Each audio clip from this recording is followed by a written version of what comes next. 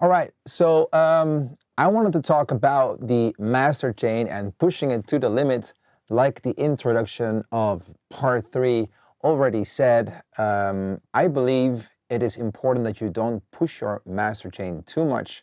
Um, there's a rule of thumb that I like to use for myself is, of course, you can mix into the reds with the VU meter as it's only a digital meter, but it sometimes does say something about the quality of the sound that's being put out. So I always keep in mind that I don't want to go too loud.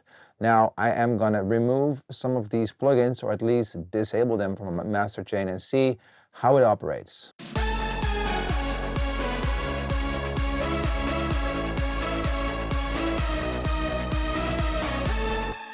As you can hear, the mix is not there yet, but we're getting close, and this is the project that you guys all know from the very beginning of the course.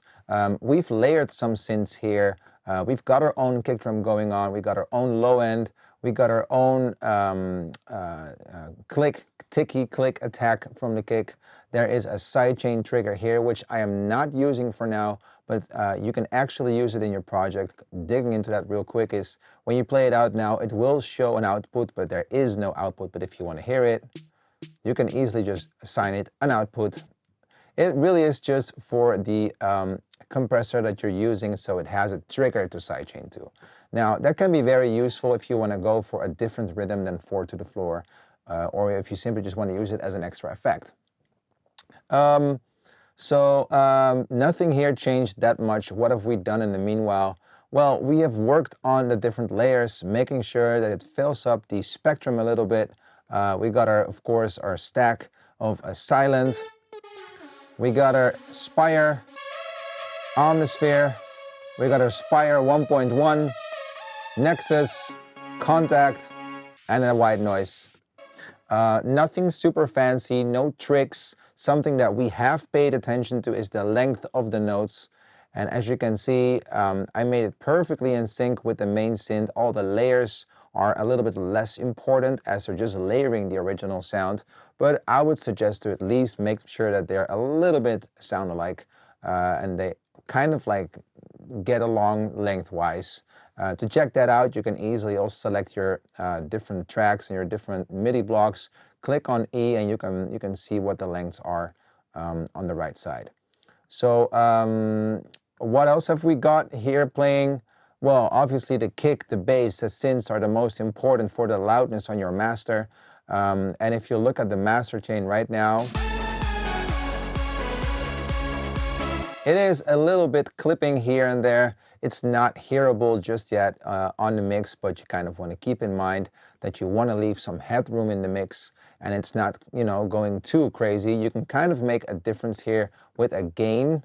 I tend to think it's better to make sure that the levels are set right before it gets into the master chain. And if you want to do that with me, I'm going to collapse all of these group channels where everything is just visible and you have a nice overview about what's going on. And if you dig in your mixer right now, clicking X, we got some of these colors showing up. I think it's confusing that the synths and the pre-synths have the same color, so I can try to change that for now. There we go. Maybe this. And the piano and the guitar have the same color. That's not working for my anxiety either. So changing that real quick. And for now, I'm going to select all of these group channels and I'm going to just lower it for a little bit.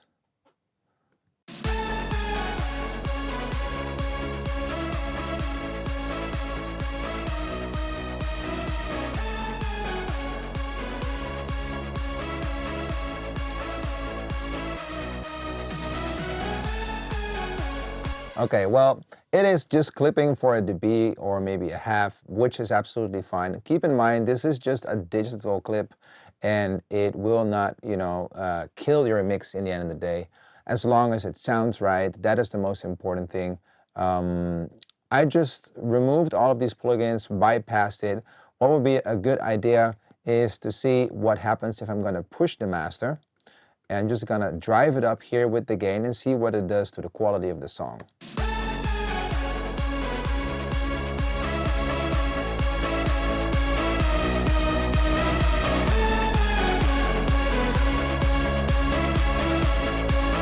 As you can hear, it starts to distort when I push it more than, let's say, 4.5, 5 dBs, which is completely understandable, as there is a limit to what a software limiter can do.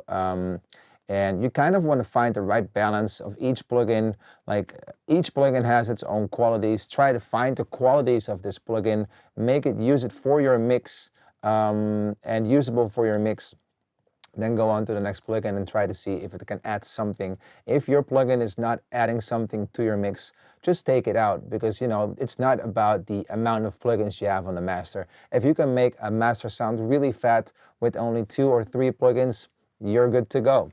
So no rules here, guys. It's about how you think that your master should be done. And if it sounds great, that is what matters in the end of the day. Now, there are a few tricks that maybe are useful, and some tips that I think that could work for you. Starting with, first off, is bouncing a master the way it is right now.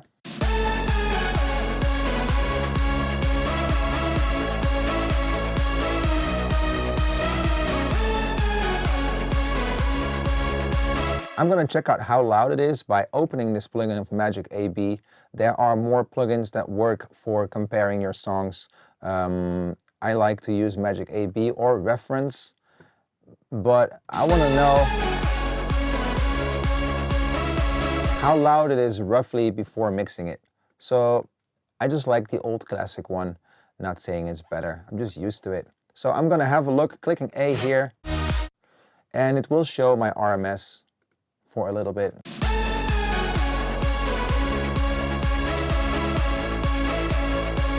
It already is quite loud, guys, and that is because we drove up this gain pretty much to 4 dB, and it doesn't sound that bad just yet. It can improve, but it's not too bad.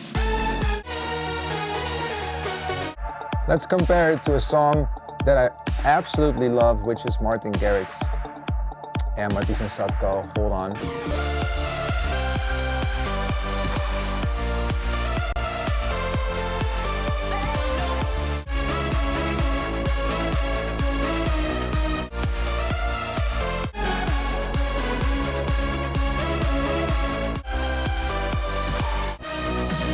So what are the differences? Well, first of all, they have a lot of highs going on. The leads are a little bit more in the back, a lot of punch, and I think a lot of multi-band compression on the synths. Picking a master that works for you, there's no magic one master trick. I would always love to compare to different songs and see how it sounds like, how loud it is, what I can improve to the mix. What am I missing, what frequencies, and which frequencies are too loud. Now let's go over a few other examples.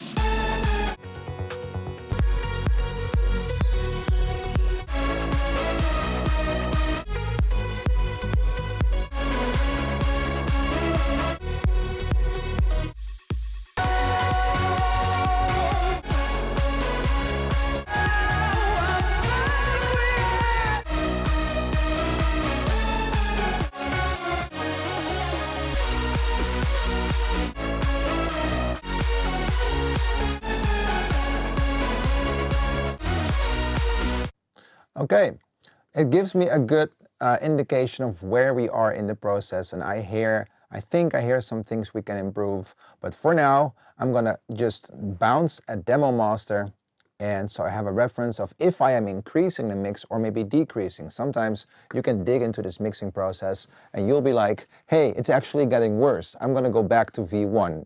That happened to me a zillion times, that I'm so focused on the mix by increasing the quality or the volume of the bass or the sidechain that in the end of the day, when I compare version 9 to version 3, that version 3 actually was better. This can also have to do with the fact that your ears are getting tired. So taking a break from making music is not a bad idea. I usually work for an hour or 3, sometimes 2, take a quick break and then go back at it. And if you work on music for, let's say, 9 to 10 hours, it's a really good idea to just get some rest, to sleep, and the next day you'll hear amazing things in your mix that you didn't hear before.